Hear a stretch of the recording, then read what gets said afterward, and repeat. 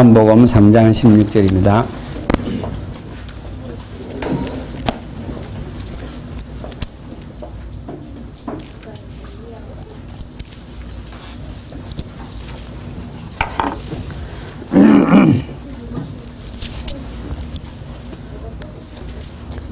네, 3장 16절 봉독합니다. 하나님이 세상을 이처럼 사랑하사 독생자를 주셨으니 이는 그를 믿는 자마다 멸망하지 않고 영생을 얻게 하려 하심이라. 아멘. 예, 무디 시대에 무디가 유럽 갔는가 그럴 때에 유럽에서 20살이죠 아마 제 기억에 20살짜리 이름이 무하우스인데 와서 설교를 일주일 했습니다. 일주일 했는데 본문이 요거 하나였어요.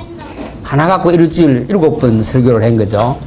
그럼 요한복음 3장 16절에 대해서 얼마나 많이 깊이 깨달았던지 이 본문 갖고 일주일 계속 한 겁니다, 이게. 그러니까 제 기억에 무디 아닌가? 그래 무디 오니까 처음에는 좀 20살인가 이러니까 그랬는데 하나님 은혜가 참 많았다고 그렇게 이야기를 했는데 요한복음 하면 주제에 되는 선구가 있죠. 요한복음 3장 16절이고 또 20장 28절입니까? 21장인가 보면은 요한복음을 기록한 목적이 나옵니다. 예수가 하나님의 아들 예수 그리스도를 믿고 영생 얻게 하려고 예수님이 누구신지 알게 하려고 기록한 책이다. 예, 그렇게 보셔야 되겠습니다. 마태, 마가, 누가를 여러분 보셨는데 마태, 마가, 누가를 공간복음이라 그래요. 그러니까 한 가지로 본다 이 말이거든요. 근데 요한복음은 복음서, 사복음서지만 따로 떼놨습니다. 왜 그러냐니까 90%가 달라요. 마태, 마가, 누가는 겹쳐 있거든요. 근데 요한복음은 90%가 다른 얘기를 합니다. 그리고 예수님에 대해서 90% 다르게 지금 본단 말이죠. 그러니까 요한복음은 서해졌던 시대가 많이 다릅니다. 대충 여러분 보시겠습니다만은 다른 성경은 그러니까 70년도에 예루살렘 성전이 무너졌거든요. 고전에 다 기록된 거다. 그렇게 보시면 좋겠는 게 그게 아마 그 사건이 있었다면 그걸 기록을 했겠거나 영향이 있을 텐데 거기에 대한 표식이 거의 없으니까 디도 장군, 디투스가 완전 뒤집어 놨단 말이에요. 그러니까 그거 전에 기록했다고 보면 50년에서 70년 사이니까 마가가 한 55년경, 그 다음에 마태복음, 그 다음에 누가복음 기록했을 것이다. 그렇게 보고요. 요한복음은 100년경에 지어졌죠. 그 100년경에 지어졌는데 요한은 어떠냐니까 예수님에 대해서 깊이 묵상하고 생각하고 이런 게 굉장히 많았죠, 이제. 처음에는 30년쯤 지났을 때는 왜 기록했냐니까 예수님에 대해서 세월을 지나면은 이 사람들이 잘 모르기도 하겠고 그래서 또한 지금 이야기를 지금 여러 가지 종합해서 하긴 하는데 책으로 기록해서 좀 가르쳐야 되겠다라고 얘기된 게 로마에는 블록이 13개인가 있는데 2개가 유대인 블록인가 그래요. 그러니까 유대인들의 대상으로 해서 로마에 있는 사람들에게 빨리 이 복음서를 설명하려고 마가를 기록했다고 보죠. 그래서 가끔 들으셨겠습니다만은 마가복음에는 족보가 없죠, 이게. 왜 그러냐니까 종은 족보가 없으니까 기록을 안 합니다. 그러면은 그 요한복음도 족보가 없죠. 하나님은 족보가 없지 않습니까? 예를 들면 이렇게 학자들이 조금 추산을 하는 겁니다. 마태복음은 왕으로 왔기 때문에 왕은 족보가 있잖아요. 다윗 왕 후손으로 왔다 이래 보기 때문에 그러면은 다윗 왕 쫙 내려오죠. 아브라함도 기록하지만 그래서 다윗 왕 손으로 진짜 진정한 왕이 왔다 그렇게 말하려고 하는 것이고 누가복음은 인자 사람의 아들이기 때문에 사람은 족보가 있지 않습니까? 그래서 저 하나님까지 올라가요. 하나님 아담 이렇게 쭉 내려오죠 이렇게. 이제 누가복음은 거꾸로 올라갑니다. 누가복음하고 눈여겨보셨다면 마태복음하고는 어떠냐니까 족보가 좀 많이 다릅니다. 중간에 한두 개 갖고 나머지는 다 달라요. 그 예수님 족보가 왜 그래 다르냐? 어떤 학자는 마리아 족보다 그렇게 말하는 사람도 있고 어떤 사람은 왕이기보다면서도 마태복음 왕을 얘기하니까 왕 쪽으로 쭉 내려왔는데 왕이기보다면서도 뭐 다른 언약 쪽으로 기록했다. 뭐 이렇게 말을 하는데 딱이 마태 누가가 틀린 이유에 대해서 설명은 애매한데 지금은 그렇게 되어 있습니다. 누가가 마태를 누가복음은 쓴 그 누가는 마태복음을 알았어요. 마가복음도 알아요. 그걸 참고로 해서 내가 글을 쓴다 하고 누가복음 1장에 이야기를 하죠. 그래서 마태, 마가, 누가는 거의 좀 비슷하다 보시면 좋겠고, 마태, 마가, 누가만 하면 예수님이 1년 공생애로 기록되어 있습니다. 예루살렘에 한번 올라갔거든요. 그러니까 1년 공생에 기록되어 있는데, 요한복음을 이제 보시게 되면 이번 주 요한복음 보시게 되는데, 요한복음은 예수님이 6월절을 3번 정도 올라가신 걸로 기록이 되어 있습니다. 그러니까 6월절 1년에 한 번이니까 3년이라는 게 생기고, 혹은 3년 반 이렇게 공생애를 기록을 하게 되죠. 그래서 요한복음을 이제 보시게 되면 전혀 다른 복음서다. 이제 그렇게 생각을 좀 하셔야 됩니다. 그래서 제가 보니까 이거를 한 매주 2장씩 읽어보니까 상당히 바빠요. 그래서 아마 좀 많이 빼먹기도 하고 뭐 읽기는 읽은데 뭐 읽기만 하고 묵상을 하거나 그러기도 힘드실 것도 같고 그래요. 제가 생각에는.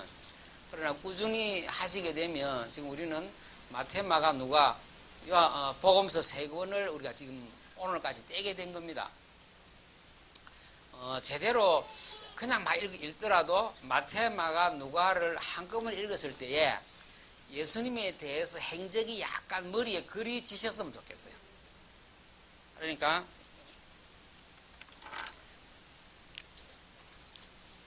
북쪽이 갈릴리입니다. 그럼 이 중간에가 사마리아가 있습니다. 그럼 여기가 유다 쪽이죠. 그럼 이쪽이 옛날일로 하면 다윗 그 이후로 왕정 시대 얘기하면 북쪽에는 이스라엘 수도가 사마리아죠. 우리가 사마리아고 남쪽에는 유다고 수도가 예루살렘 그렇게 되겠습니다. 아수르의 북쪽 이스라엘이 망했을 때에 혼혈 정책을 씁니다. 옛날에 우리 창세기명 안 합니까? 혹은 내지는 모세 때 같으면은 남자아이 다 죽여버리면 결국은 여자아이만 유대인들이 남으니까 남자가 없으니까 애굽 사람하고 결혼해야 될 거 아닙니까? 그러면은 그 나라는 없어지는 거죠. 이스라엘에서. 정체성 없애려고. 우리도 창세기명하고 머리 깎고 변발하는 것이 우리 민족성을 없애려고. 그랬듯이 이때는 어떻게 했냐니까 혼혈 정책을 썼어요. 그래서 이스라엘 백성들이 북쪽의 열지파가 다른 민족하고 피가 다 섞입니다. 섞인 그 민족이 사마리아 사람들입니다. 이쪽은 여기에 살죠. 요단강이 이렇게 흐르고 여기가 사해입니다. 여우에가 헬몬산이 있고 여기가 갈릴리 바다입니다. 헬몬산 문이 갈릴리로 오고 갈릴리 바다가 아니고 호수인데도 바다로 합니다. 그래서 바다에서 요단강에서 사해 쪽으로 흘러내려오게 되죠. 예수님은 이렇게 한번 다니셨는데 유대인들은 이렇게 돌아다닙니다. 이쪽을 지나가질 않아요. 사람 취급을 안 하니까 이렇게 된 배경이고, 그래서 요한복음 4장은 요 이야기입니다. 그리고 아니 유대인 남자가 유대인 사람도 아니고 남자가 어떻게 너한테 말을 하냐. 그래서 이런 배경들 때문에 이따가 좀 보셔야 되겠습니다. 혹시 성경 우리 말고 주석 성경 있으시면 앞뒤 조금 읽어 보셔야 됩니다. 왜냐면 시대의 문화, 풍습, 언어가 뭐 그 당시에 씌어지는 관용구 이런 걸 잘 이해를 못 해버리면 좀 그 해석하는데 뭐 오류가 있다고 해야 되냐 오해를 하게 되기 때문에 웬만하면 성경 다 갖고 계시면 주석 성경에 있으면 왜 기록했지, 저자는 누구지 하고 그 다음에 밑에 주석 조금 있으면 보시면 훨씬 깊이 좀 이해되리라 그렇게 생각을 합니다. 그러면은 마태, 마가, 누가는 예수님이 여기 계시다가 마지막에 여위의 가이사라 빌립보에서 죽으로 내려오는 것이 1년이니까 마태, 마가, 누가는 그렇게 기록했습니다. 요한복음은 3번 왔다 갔다 하세요. 그리고 요한복음은 남쪽 유다에서 있었던 일 중심으로 많이 기록을 합니다. 그러니까 이제 생각을 하셔야 될 게 뭐냐니까 요한복음하고 공간복음인 마태, 마가, 누가는 이렇게 좀 다르구나 갖고 좀 이해를 하셔야 되겠습니다. 자, 그러면은 예수님에 대해서 기록을 한다 이랬을 때 오늘 여기 계신 분들이 예를 들면 김중환 집사님 안 오셨는데 김중환 집사님에 대해서 우리가 말을 해본다. 10년 뒤에 심정한 우리 많이 혼자 봤습니다. 20년 뒤에 30년 뒤에 기록하면 첫째 보는 사람 따라서 다 이게 관계가 다르니까 다르게 기록을 하는 겁니다. 그렇겠죠? 그 다음 또 하나는 뭐냐니까 내가 이 사람에게 말하려고 하니까 김중환 집사님에서 이 사람에게 알아듣도록 말을 해야 돼요. 이 사람에 맞추어서 말하는 겁니다. 이해되시죠? 그러니까 내가 알고 있는 김중환 집사님하고 한 권사님이 알고 있는 김중환은 다릅니다. 이게. 일단 그러니까 예수님을 만났을 때 마태, 마가, 누가가 다르게 기록한 이유입니다. 또 하나는 뭐냐니까 듣는 대상을 두고 내가 말을 하려고 하니까 이 사람에게 맞춰야 되거든요. 맞도록 하려니까 또 다르게 기록을 조금씩 하는 거죠. 누가복음은 뭐 어린아이 여자에 대해서 관심이 많습니다. 이방인에게 관심이 많습니다. 왜냐하면 이 사람은 헬라인이니까. 당시에 헬라인 하면은 로마 시대에 같으면 로마하고 헬라가 붙어서 헬라를 먹었거든요. 근데 로마의 정신은 헬라입니다.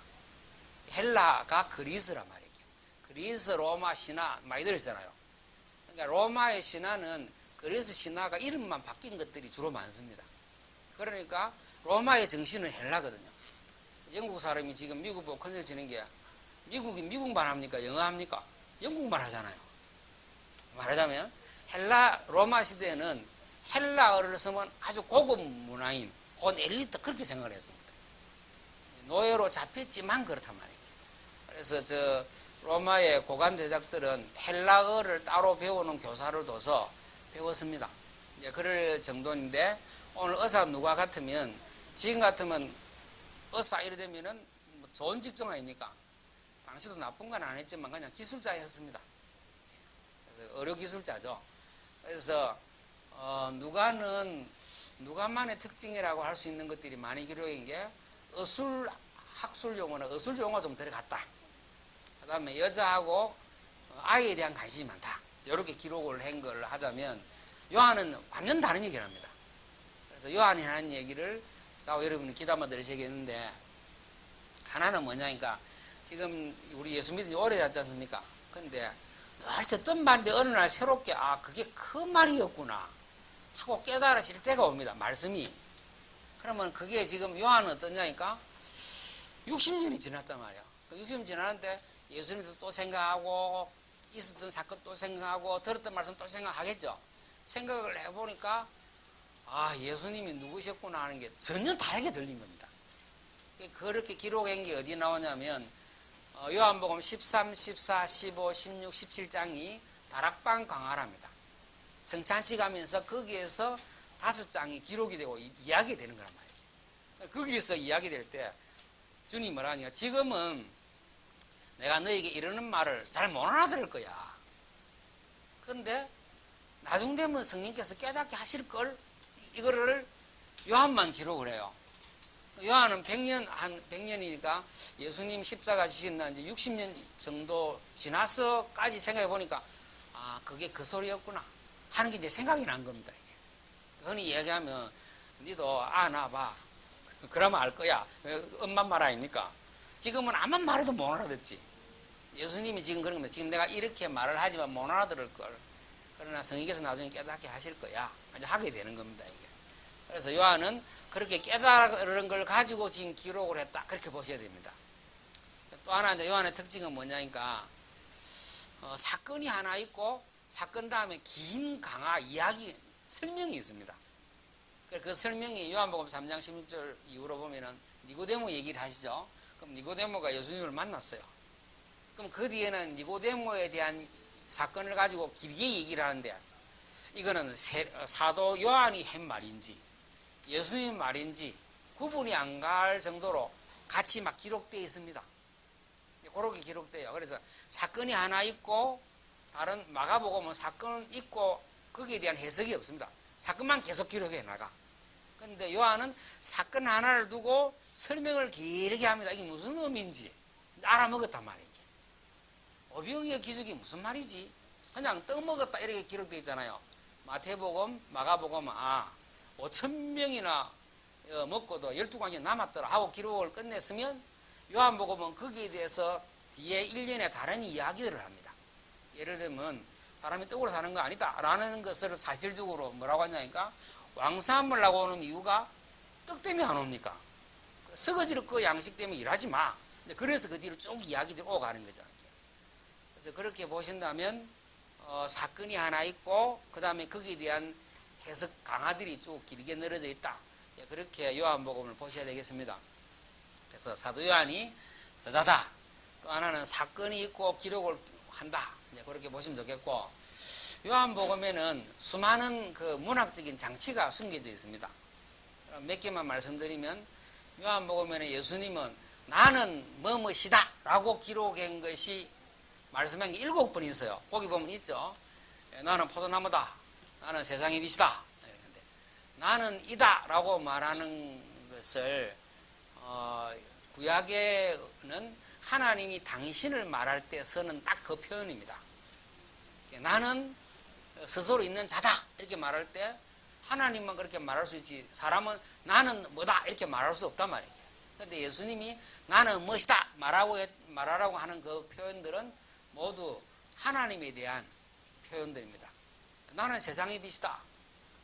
하나님만이 빛이잖아요. 그러니까 하나님이 이스라엘을 불러서 하나님의 빛을 이스라엘 통해서 드러내려고 하신 거거든요. 우리 통해서 예수님이 하고자 하는 것도 똑같은 일입니다. 자, 그렇게 본다면 거기에는 이제 뭐라고 기록되어 있는지 한번 보셔야 되겠는데 나는 생명의 떡이다. 예수님 기록에 되어 있죠. 또 하나 나는 세상의 빛이다. 나는 양의 문이고 선한 목자다. 나는 부활이고 생명이다. 나는 길이요 진리요 생명이며 참 포도나무다. 예수님의 자기 선언이 7번 나옵니다. 그러면 기적은 혹시 몇 번 나올까요? 그래 요한복음은 기적이다 안 하고 표적 이렇게 씁니다. 표적이란 말이 무슨 말이죠? 사인이다 그 말이야. 내온 사인이죠. 그러게 사인이라. 무슨 사인이냐? 간판이라 이 말이에요. 그거는 뭘 말하냐면 예수님이 누군지를 드러내는 사인입니다. 그래서 표적이라죠. 표적. 7개의 표적이 나타났어요. 그게 지금 3번 보시면 주요 내용과 주요 사상 나오면 첫 번째가 물로 포도주를 만들었다. 그거는 예수님이 누구다라는 예수님에 대한 표시 중에 하나입니다. 그 다음 왕의 신하의 아들을 고쳤다. 그냥 병 고쳤다는 정도가 아니고 그러면은 병 고친 게 많은데 왜 사도 요한은 요 하나만 요렇게 그 7개의 표적만 요렇게 다 뽑아서 기록했을까라고 생각을 좀 하셔야 되겠죠. 자, 그럼 이렇게 봅시다. 예수님이 자기 선언이 몇 번이었죠? 7번.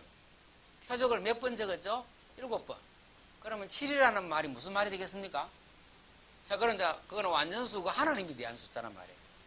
그러니까 사도 요한은 일부러 7이라는 숫자에 맞도록 기록을 해놓아요. 자, 그러면 조금 이제 되겠습니다. 그럼 마태복음 먼저 한번 말씀드리는데 말씀을 마치심에라고 하는 게 몇 번 기록되어 있었죠? 5번 기록되어 있습니다. 마태, 마가, 누가, 요한도 마찬가지로 언제나 모세와 출애굽을 염두에 두고 예수와 새 이스라엘을 염두에 두고 기록을 한 걸로 생각을 하셔야 됩니다. 그러면은 5번의 말씀은 모세 오경을 염두에 두고 하는 겁니다. 그러면은 마태는 그렇게 기록했는데 자, 요한은 이제 그렇게 기록한 걸로 보시면 요한번에 7번은 자기 선언, 7번의 표적은 완전하신 하나님이다 라고 하는 것을 이해시키려고 한 겁니다. 되게 좀 힘드시네. 저도 그렇고. 그러면 이제 이야기를 잠깐 요한복음을 훑어 내려가면서 잠시만 말씀드릴 테니까 잘 좀 듣고 말씀을 보실 때에 읽을 때에 생각을 하셔야 되겠습니다. 그럼 요한복음에는 주제가 여러 개 뽑을 수 있습니다. 그럼 제가 드리려고 하는 말씀은 오늘 우리 일부하고 비춰서 본다면 무슨 말씀 들으시면 왜 예수님은 몰라봤지? 그 말입니다. 예수님이 왜 몰라봤지 사람들이? 세상의 빛으로 오셨는데 자기 백성이 되는데 왜 자기 백성이 몰라봤지? 몰라보는 이유를 조금씩 설명하도록 하겠습니다. 그 말은 무슨 말이냐니까 우리가 예수를 오래 믿었는데도 우리도 잘 몰라봐 아직. 아직도 잘 모르겠어. 왜 모르냐? 모르는 안경들을 벗어야 되거든요. 안경들 벗는 얘기를 조금씩 제가 해야 되겠습니다. 그럼 첫째 1장에 보시면 누가 나타나죠? 세례 요한이 나타나는 거예요. 세례 요한이 나타나서 예수님이 누구다고 이야기하냐면 예수님을 보고 세상 죄를 지고 하는 하나님의 어린 양이다 하고 1장 29절 35절 설명을 해요. 그러면은 누구에 가야 되죠? 예수님에게로 가야 되잖아요. 근데 가는 사람이 몇 명 나옵니까? 가는 사람은 그 말을 들은 야고보, 그 다음에 야고보 때문에 오는 베드로, 그 다음에 가는 사람은 요한하고 그렇게 몇 사람밖에 예수님이 안 갑니다. 그럼 그게 왜 그러냐가 누구를 쳐다보고 있죠? 세례 요한을 쳐다보고 있어서 예수님을 못 보는 겁니다. 그럼 세례 요한은 많은 사람이죠? 스피커잖아요. 스피커를 쳐다봐야 됩니까? 스피커에서 나오는 내용을 들어야 됩니까? 내용을 들어야 될 거 아니에요. 그 내용이 뭐냐니까 저쪽이라는 건 내가 아니고 내가 그리스도가 아니고 저쪽이 그리스도야. 그 말 하라는 거죠.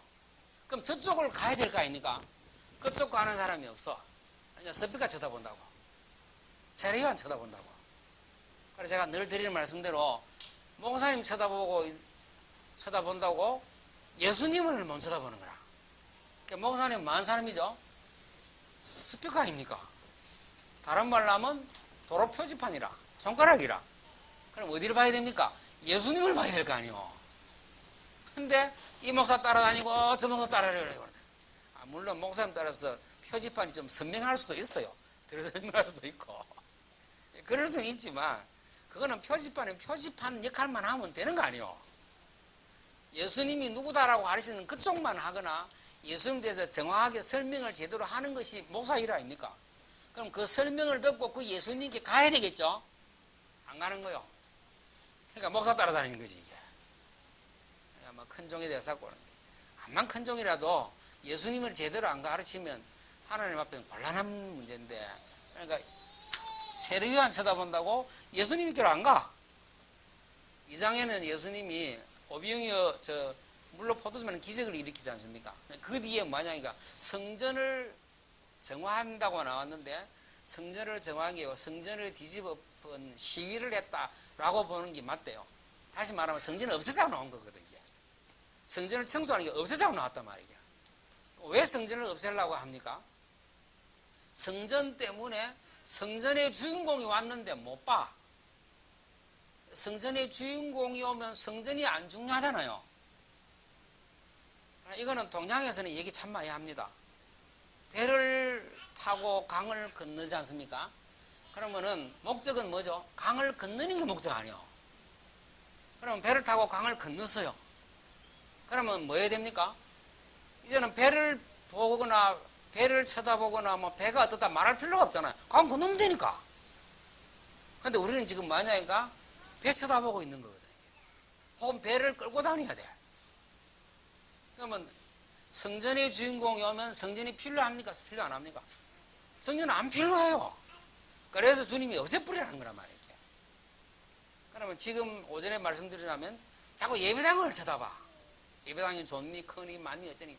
예배당은 그냥 모여서 예배하는 장소인데 그럼 사람들은 거기 지금 감동받고 있는 거란 말이에요. 그러니까 중세 때 천주교가 탑을 계속 올리잖아요. 그때는 영적인 시대라 위로 올린대요. 위로 자꾸 올리고 웅장하고 뭐 아름답고 거기에 이제 감동받는 거 아닙니까? 스탠드 글라스 뭐 햇빛 들어오면 쫙 비치면 뭐 경건해 보이고 뭐 그런 거거든요. 이렇게. 그거 쳐다보느라고 누구를 못 봐요? 그 성전의 주인공인 예수님을 못 보는 거예요. 이렇게. 그러니까 그거 없애버려야 된다니까. 그래서 지금 제1성전은 솔로몬 성전, 2성전 스룹바벨 성전, 3성전 헤롯 성전. 헤롯 성전 얼마나 웃긴지 압니까? 몇 년 지었냐면 예수님 태어날 당시만 해도 한 10몇 년 지었어요. 그러면은 63년경에 완성됐거든요. 그러면은 몇 년 지었냐니까 한 7, 80년 지었어요. 7, 80년 성전을 지어놔놓고 7년 뒤에 박살났어요. 그 말은 무슨 말이죠? 하나님이 필요 없다는 거라고.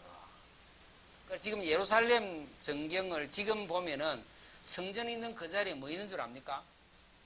황금 그 돔 사원이 있습니다. 그거는 모슬렘이 자기들이 그 예배하는 장소로 예루살렘 성전 장소 없애버리고 거기다 그거 지어놨어요. 지금 예루살렘 도시 현대 보면 황금돔 유명합니다. 아주 커. 그거 지어놨어요. 여의도 그 가면은 국회의사당하고 거의 비슷하게 생겼어요. 둥그러. 그러니까 성전이 지금 없다 아닙니까? 왠지 아시죠? 성전 때문에 그거 쳐다본다고 제자들이 얼마나 감동받았냐면 예수님 제가 한번 봐보세요. 헤롯이 원래 건축을 아주 잘했대요. 그러니까 63 빌딩하고 비슷하게 보였대요. 번쩍번쩍해. 아니면 황금 껍데기도 입혀가지고 햇빛 비치면 번쩍번쩍하니까 고대에서는 뭐 볼만했거든. 그러니까 저렇게 얼마나 아름답냐 그러니까 주님이 울잖아요. 그거. 돌 위에 돌 하나 안 놓을 거야. 저거. 그러니까 성전 완공하고 7년 뒤에 디도가 완전 박살내버립니다. 혹시 검 같은 거 있는가 싶어가지고 돌 다 들치내고 성전 때문에 누구를 못 봐요? 예수님 보는 거죠. 이건 이제 그 얘기입니다. 이게. 그러면 니고데모는 무슨 얘기겠습니까? 니고데모는 왜 못 알아봤죠? 니고데모는 학자입니다. 이스라엘의 선생이라. 사내들인 공회원이고 바리새인입니다. 바리새인은 원래 평민 가운데서 아주 하나님 위해서 살기로 작정한 사람들이거든요. 그러니까 자기는 이 학자기 때문에 배운 거, 갖고 있는 거, 율법 이거 아주 철저히 하다 보니까 원래 주인공을 못 알아봤단 말이에요. 율법의 기능이 뭐였죠? 죄를 가리키는 거예요. 사도 바울이 나중에 예수님을 만나고 나서 이게 무슨 말인지 알아들었어요. 그전에 몰랐단 말이에요. 그럼 여러분 뭐 해야 되냐, 내 인생에 갖고 있는 좋은 거, 이 땅의 어떤 가치들이 예수님 만나고 나서 그것이 다시 재정립되어야 됩니다. 가치가. 돈이 좋은 건 맞아요. 근데 그리스도를 만나고 나서 이게 다시 정리를 해야 되니까. 그러니까 니고데모가 야, 새로 태어나야 돼. 왜냐면 네 암만 지켜도 안 돼. 그거 지키려고 하는 것 때문에 니는 나를 못 알아보는 거야. 지금 그 말입니다. 저는 예수 잘 믿는다는 사람 중에 자기의 가진 사람 많이 봤어요. 자기는 잘 믿고 뭐 말씀대로 살고 헌신하고 봉사하고 그게 훈장처럼 자기는 말 안 하는데 훈장처럼 자기 의로 자리 잡아. 그 사람은 예수가 필요 없습니다. 아니, 자기 의로 지금 나가는 거니까. 그래서 예수님을 못 알아보는 겁니다. 다시 말하면 우리말로 하면 복음이 안 깨달아집니다. 잘 믿는다는 사람이 복음이 그래서 덜 깨달아지거나 안 깨달아지는 겁니다. 왜냐하면 자기 훈장 갖고 있으니까. 예수는 누가 깨닫죠? 나는 어쩌면 좋겠냐? 이런 사람이 깨닫지. 나는 하나님 사람 앞에 나 떳떳해. 그건 못 깨달아요. 은혜가 뭐냐니까 나는 인간이 이상하구나. 그렇게 봐줘야 예수님이 필요로 하지. 나 괜찮은데 뭐. 하나님 앞에 나 잘 갈 수 있거나 쓸 수 있어. 그런 사람은 복음이 안 깨달아집니다. 니고데모 얘기는 굳이 말하면 그 얘기입니다. 높이 들리는 걸 봐야 돼. 그거는 이스라엘이 높뱀 들리는 거 갖고 얘기 안 합니까?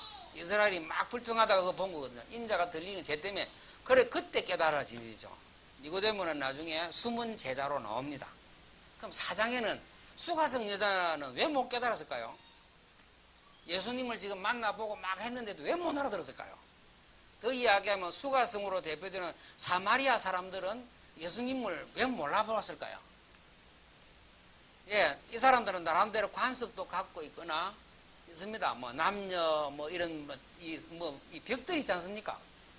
나름대로 정해놓은 벽들 때문에 내가 가지고 있는 가치나 어떤 습관이나 이런 것들 때문에 예수님을 못 알아봐요. 다 이제 여기 우리 계신 분들이 내 삶에 있어서 우리 가정과 가문에서 내게 몸에 배어 있는 것들이 있습니다. 그 부분은 예수님이 주인이 안 돼. 그런데 회원대로 해가면 되니까. 그래서 자주 말씀드린 대로 사람은 이성적으로 안 삽니다. 사람은 거의 습관적으로 삽니다. 이성적으로 판단하고 사는 거는 5% 10%밖에 안 된다는 겁니까? 나머지는 내가 몸에 익은 대로 사는 거거든.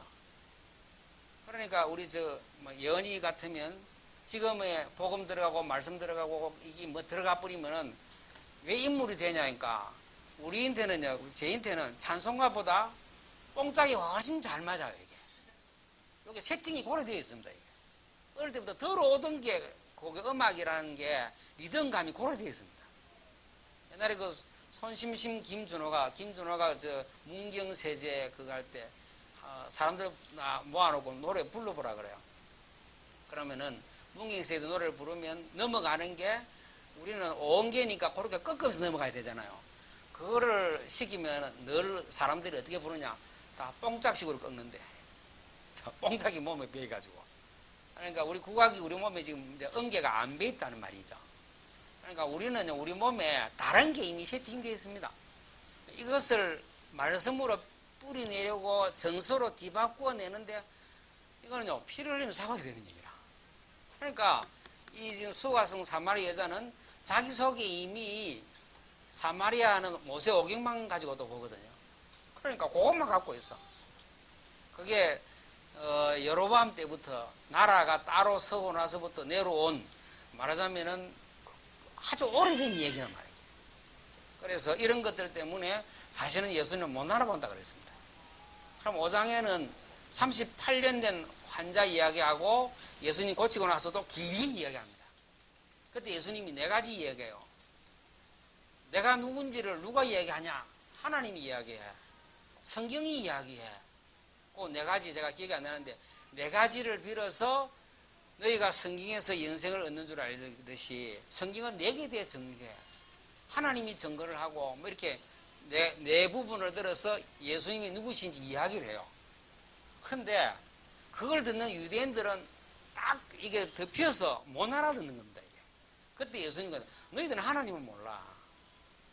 38년 된 환자를 고쳤지 않습니까? 30년 환자를 고쳤는데 이 사람이 지금 어디 있냐면은 베데스다 목가에서 천사가 물을 동할 때 먼저 내려가면 낫는 걸로 알고 있는, 사람들이 알고 있는 전설 비슷한 걸 갖고 지금 여기서 대기하고 있어요. 그럼 사람들은 뿌리 깊이 내려있던 생각들이 있죠. 그럼 이런 것들 때문에 우리가 갖고 있습니다. 혹은 교회 다니면서도 교단마다 교파마다 갖고 있는 게 있습니다. 그런 것들 때문에 예수님을 제대로 못 알아봐.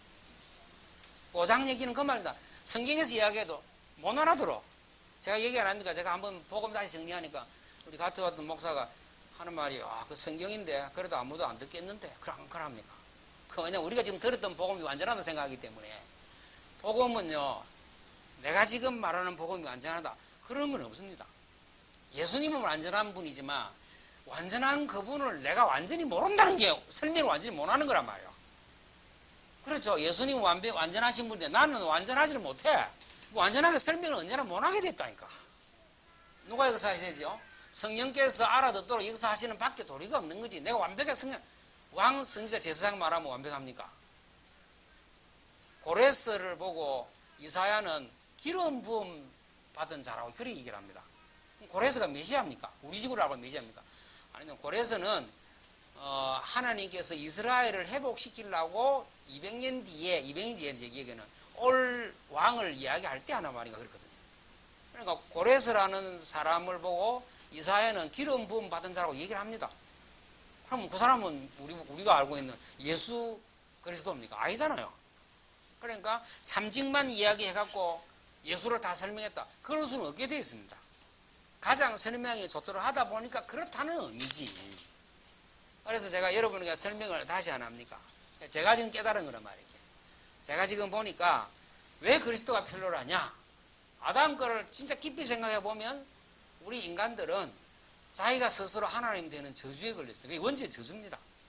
그 예언이가 자기 혼자 힘으로 살아야 돼. 그게 저주 아닙니까?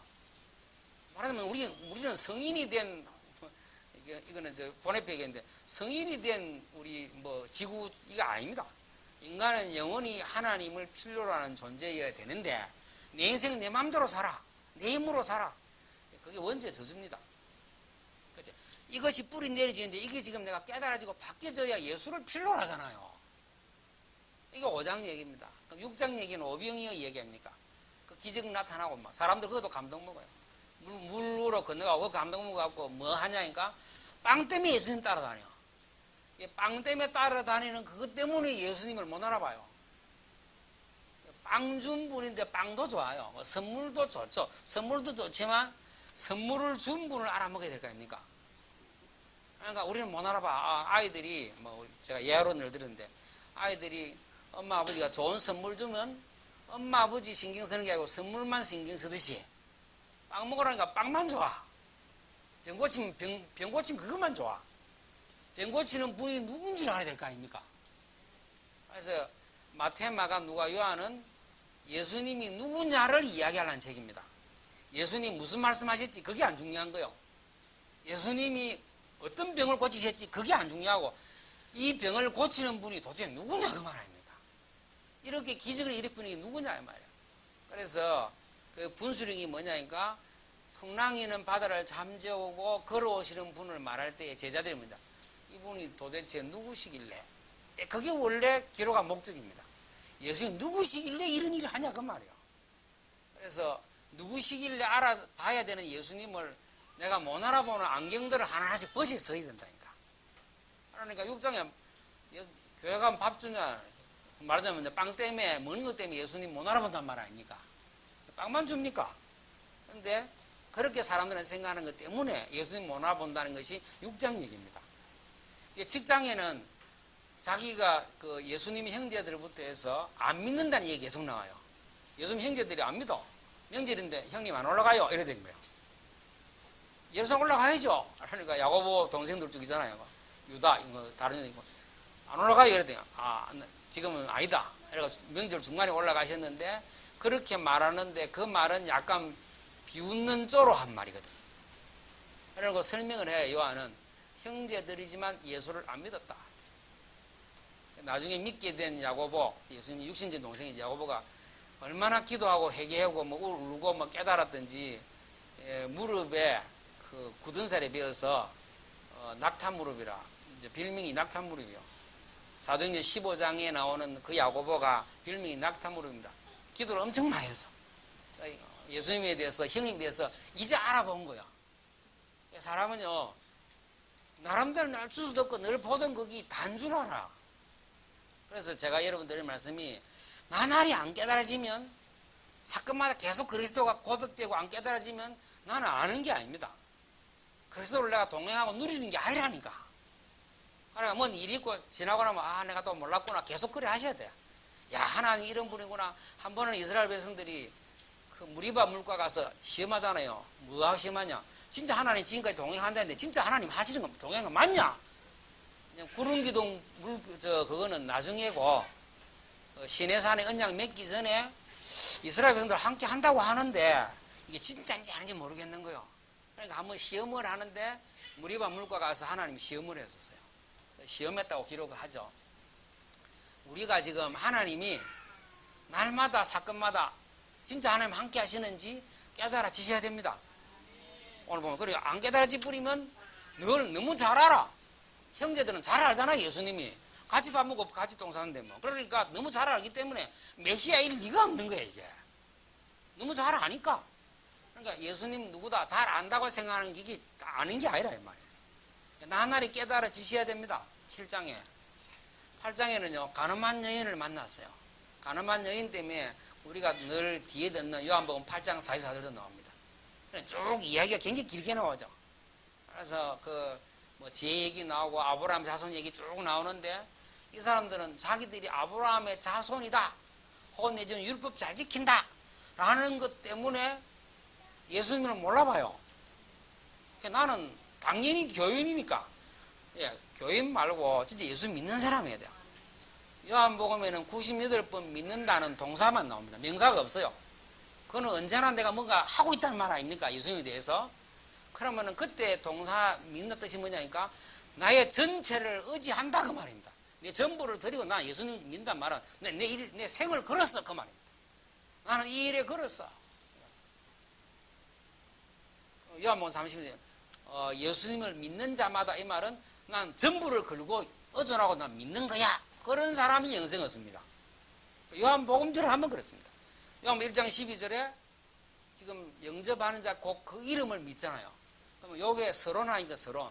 그 뒤에 믿는다고 하는 사람들은 예수님에 대해서 전부 건다고 하는 사람은 영접을 내가 예수님 주인으로 모시겠다는 말을 할 텐데 내 인생의 주인이 내가 아니고 이제 예수님으로 하기로 했어 라고 얘기를 하는 거거든요. 그 사람에게 하나님의 자녀가 되고 성령이 내 안에 내주하신 거라고 해요. 그러니까 요거를 지금 정리를 안 하면 나는 뭐 의뢰인 나 잘 알고 그냥 믿는 사람 죽으면 천국 갈 거 아니냐 뭐 이렇게 된단 말이에요. 죽으면 천국 가는 건 언제 가봐야 될 문제인데 그건 그다음 얘기고 지금 내가 하나님이 나에게 성령으로 함께 하시는 실제적인 거 몰라버리면 그거 이제 8장 얘기입니다. 9장에는 운명에 잡혔어요. 나면서부터 소경이라. 제자들이 묻잖아요. 누구 죄 때문이죠? 이래 묻는 거는 동서양 있는 일 아닙니까? 뭔 사람이 뭐 일 생기 뭐 원인 없는 결과가 있냐 인과요리에서 욥에게도 하는 말이 네 문제 생긴 건 네 뭔 일이 있지. 욥의 세 친구가 와서 네가 뭔 사건이 있어서 이렇게 집안 다 박살났지 이유 없이 그럴 리가 있냐? 지금 이래 된 거 아닙니까? 사람들의 생각은 딱 그렇게 돼 있죠. 무슨 일이 생기면 이유가 있잖아요. 일의 결과가.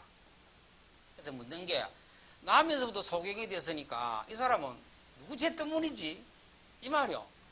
아니 부모 죄 때문에 그냥 이제 나면서 그러니까 자기 죄 때문에는 아닌 것도 같기도 해요. 왜냐하면 자기가 살면서 소경이 됐으면 자기 잘못인데 근데 그래도 부모는 또 무슨 죄입니까? 나왔는데 뭐 소경인데.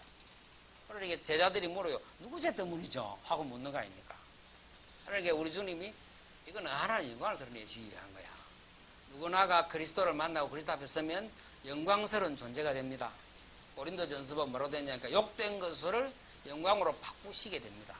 우리 생은 원래 그렇게 되어 있습니다. 예수 믿으면 그렇단 말이에요.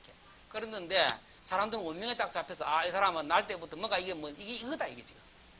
그것 때문에 예수님을 못 알아봅니다. 이때까지가 사건들 얘기잖아요. 한 얘기죠.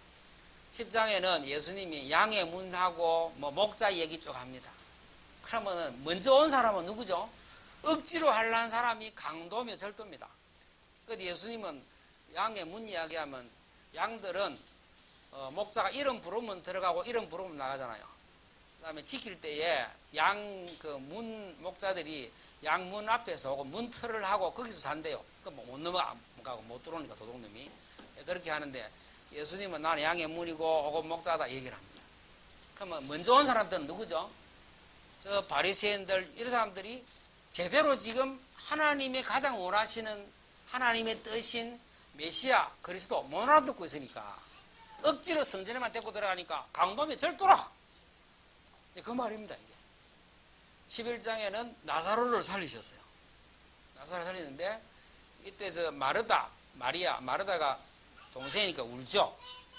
우는데 예수님이 살 거야. 이 마르다 하는 말이 살겠죠 당연히. 마지막에 부활을 안 하겠습니까? 그렇게 얘기를 합니다. 예수님이 뭐라고 하시죠? 아니 지금 산다니까. 지금 산다는데 지금 안 믿어. 지금 산다니까 하니까 마지막에 살아날 줄 난 믿습니다. 그러니까 그거는 아주 교리적으로 이해를 한 거죠. 지금 예수님이 앞에 계신 이분이 누구신지 몰랐다. 그래 예수님이 내가 생명 아니냐 이 말이야. 마지막에 내가 생명인데 생명이 내가 왔으면 살아나는 건데 그러니까 지금 뭘 알아봤냐니까 자기가 지금까지 듣고 배운 교리 같은 것 때문에 못 알아보고 상식적인 것 때문에 못 알아봐요. 상식적으로 사람 살아나는 수는 없지 않습니까? 그러니까 마지막에 살아나지 이래 됐단 말이에요. 그러니까 마르다는 그렇게 믿어요. 그러니까 우리가 지금 그렇단 말이에요. 우리가 그래서 11장에는 우리 나름대로 상식적으로나 교리적으로나 잘 안다고 하는 것 때문에 오늘 내 앞에 선 예수를 발견을 못하는 겁니다. 오늘 지금 내게 역사하시는 거를 우리는 긴장과 의식이 별로 없이 그냥 신앙생활 교회 왔다 그냥 교회 오고 이렇게 지금 사시는 거 아닙니까? 그래, 신앙생활의 맛을 진짜 보시려고 하자면 이 사건 앞에 서신 예수를 봐야 되는 거 아닙니까? 이 문제 앞에 지금 내니 두려워 말라 하는 그분을 내가 발견해야 되는 거란 말이에요.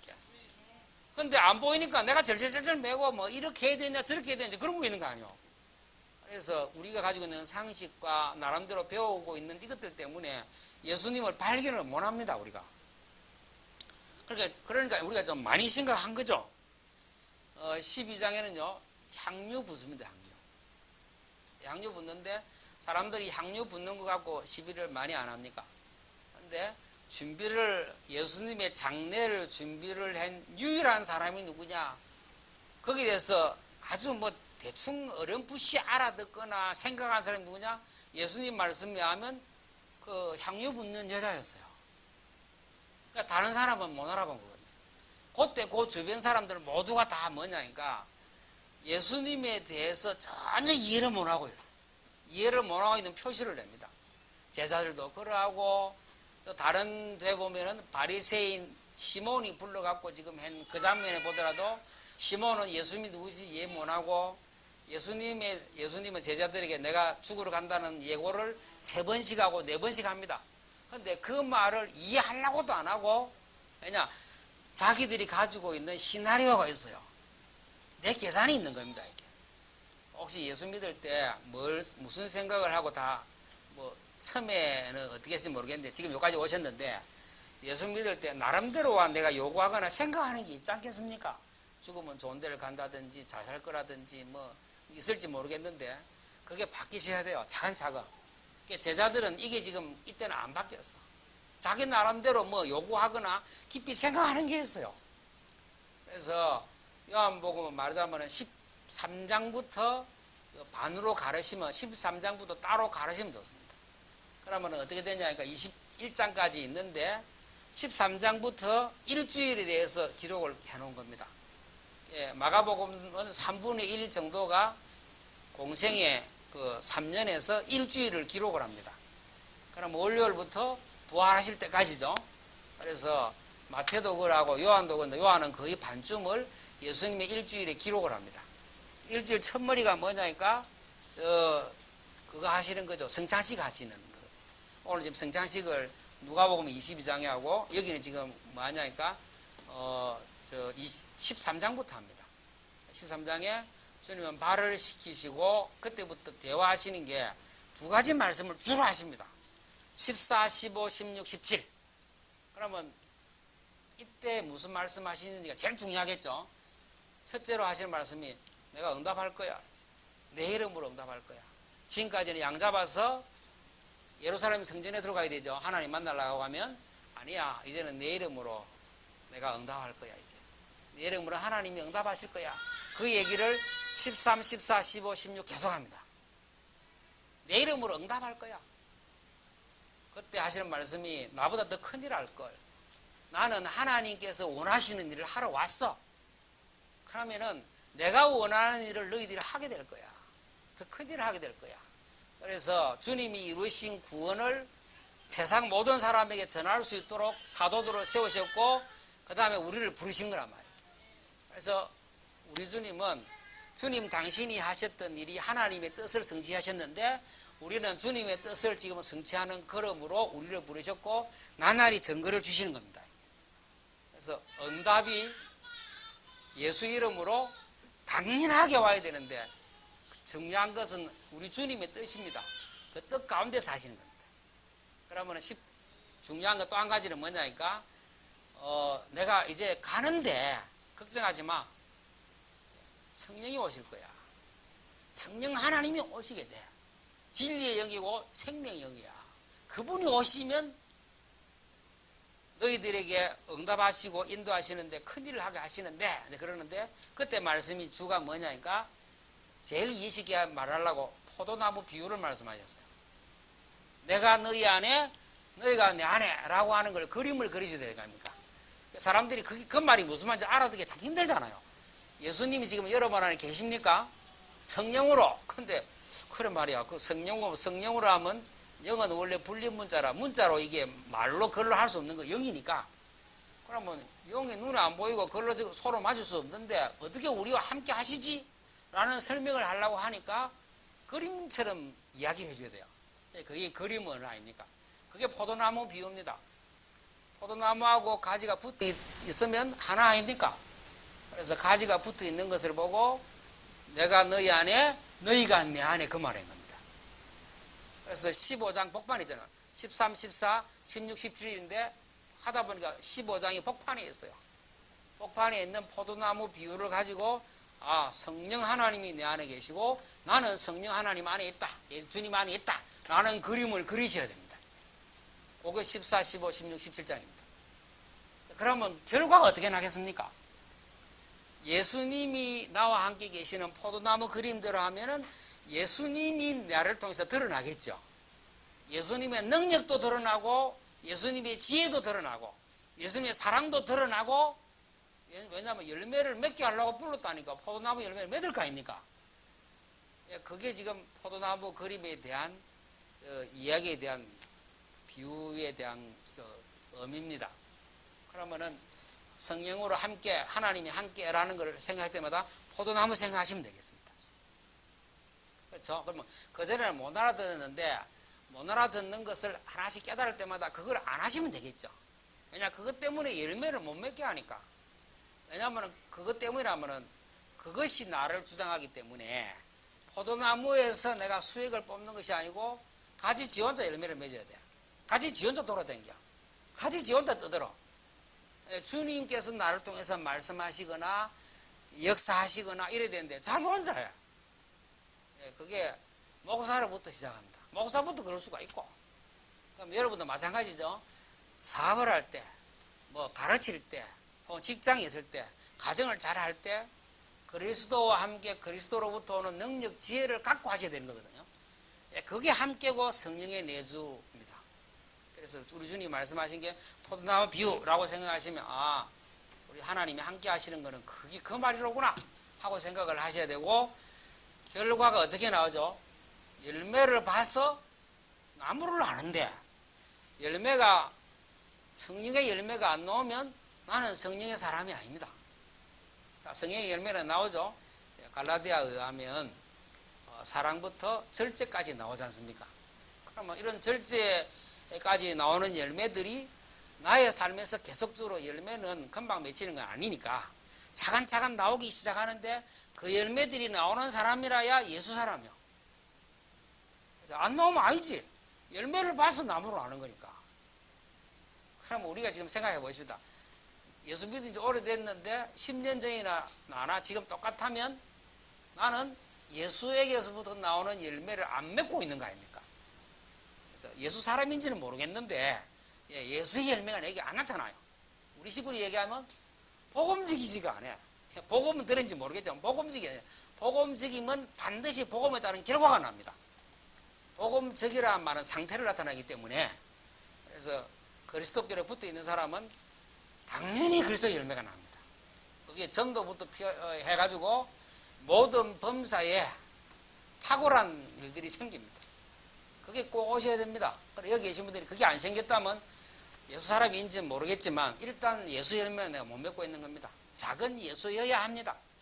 꼭 그러셔야 됩니다. 이게 포도나무 비유의 이유입니다. 18장, 19장 예수님이 이제 잡혀가시게 되죠. 18, 19, 20 잡혀가시고 부활하시고까지가 이제 20장까지 얘기입니다. 그러면 우리 20장 마지막에 보시면 요한복음 기록한 목적이고 후대에 21장은 다시 기록했다가 보시면 좋겠는데 20장 한번 보시겠습니다.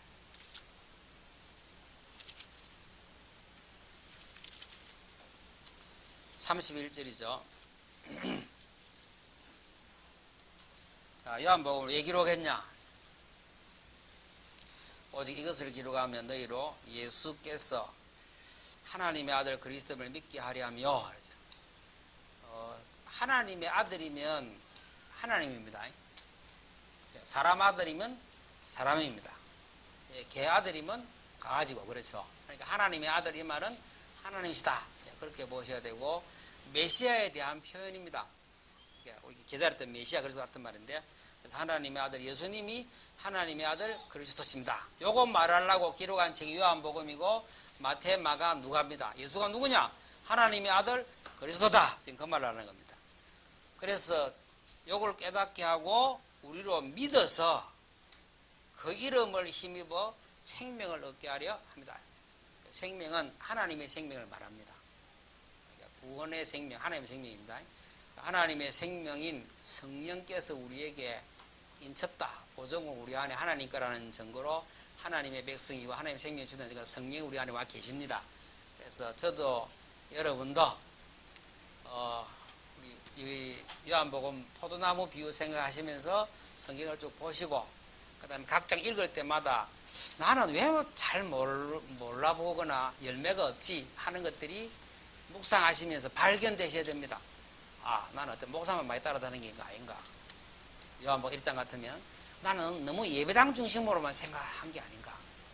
이런 것들을 말씀 보시면서 내가 예수를 왜 몰라봤지? 자기 땅에 왔는데 자기 백성이 못 알아봤는데 세례요한이 그렇게 목터지 얘기했지만 간 사람 몇 명 안 되는데 나도 안 가고 세례요한 옆에서 얼찡거리고 있지 않나? 라고 말씀 보시면서 묵상하시면서 깊이 생각하셔야 되겠고, 이 예수가 누구신지, 그의 권세가 얼마나 큰지, 그가 지금 뭐하고 계시는지를 깨달은 만큼 내 삶의 증거와 역사가 나타날 것입니다. 우리 합심하여 한번 기도하시겠습니다.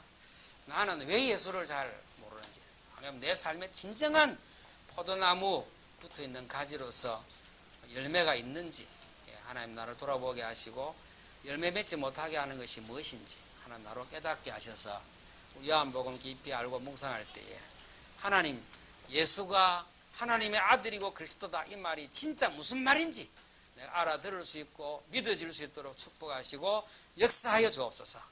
잠시만 기도하십니다. 하나님 은혜와 사랑을 감사드립니다. 오늘도 예배 선들을 축복하셨는데 우리는 예수 그리스도를 잘 모릅니다. 오늘 우리 오전에 말씀대로 한다면 우리 아는 것처럼 잘 모르는데, 아버지여, 이 백성들에게 은혜를 다하여 주옵시고 이 백성들이 참으로 많이 붙들고 정도 이 예수 그리스도를 아는데 갖고 있는 많은 것들, 그리스도를 모르게 하는 많은 것들을 우리로 하여금, 개개인으로 하여금 이번 한 주간 알게 하시고, 또한 하나님께서 역사하셔서 열매 없는 우리, 하나님 다 파서 버린다고 하는데 우리도 또한 무화과 나무처럼 하나님 열매가 없는 나무가 아닌지 또한 생각해 볼 수 있게 저희를 축복하시고 아버지 역사하여 주옵소서. 이 백성들이 반주간 깊이 생각할 때 크신 은혜와 역사를 다하여 주실 줄 믿사오며 우리 주 예수 그리스도 이름으로 기도합니다. 하나님께서 포도나무 혹은 무화과라고 할 수 있는 이스라엘 백성을 보시고 열매가 없어서 이제 이걸 찍어버려야 되겠다 라고 말씀하실 때에 포도원지기는 한 해만, 올해만 더 기회를 주시면 내가 두릅하고 거름을 져서 열매를 맺지 않으면 내년에는 그리 하소서, 그렇게 했는 것처럼 오늘 하나님, 우리가 우리 스스로를 보고 하나님, 내가 포도나무 그리스도에 붙어있는 가지로서 만약에 열매가 없다면 올 한해 내가 은혜를, 하나님의 은혜를 주시고 내가 말씀과 기도로 깊이 내 심령을 파고, 그래서 하나님께서 주시는 이 놀라운 하늘의 축복들이, 능력과 지혜와 은혜들이 나를 통해서 열매가 주렁주렁 맺어서 생명의 역사도 나타나고 많은 사람들의 저주가 무너지고 하나님 나라에 들어오는 일들이 생기는 이 일들이 올해는 하나님 일어날 수 있게 하나님 저희들을 축복하시고 역사하여 주옵소서. 하나님, 우리 요한복음을 하루에 2장씩 보면서 자신을 깊이 생각하고 내가 이 그리스도를 잘 모르고 열매를 맺지 못하게 하는 내가 가지고 있는 것이 무엇인지를 또 돌아보고 또 생각하고 또 묵상할 때에 성령께서 각각 개인적으로 깨닫게 하시사 올해 하나님 이들을 통하여 영광 받으시는 성령의 열매가 주렁주렁 나타나는 큰 역사가 나타나기를 정말 진정 소원합니다. 하나님, 우리 말씀 보고 기도할 때마다 저희 백성들에게 참으로 예수가 그리스도구나 하고 깊이 깨달아지는 크신 은혜를 더하여 주시옵소서. 이제는 우리 주 예수 그리스도의 은혜와 우리 하나님의 크신 사랑과 성령 하나님 감화 감동 역사교통 충만하심이 예수가 그리스도시며 우리가 믿어 영생을 얻을 수 있는 유일한 길인 줄 알고 나날이 깨달아가고 나날이 누려서 그리스도로 말미암아 풍성한 열매 맺어 우리 하나님 나라 확장에 귀하게 쓰임받기를 소원하는 모든 주의 백성들 머리 위에 이제로부터 영원토록 함께 계실지어다. 아멘.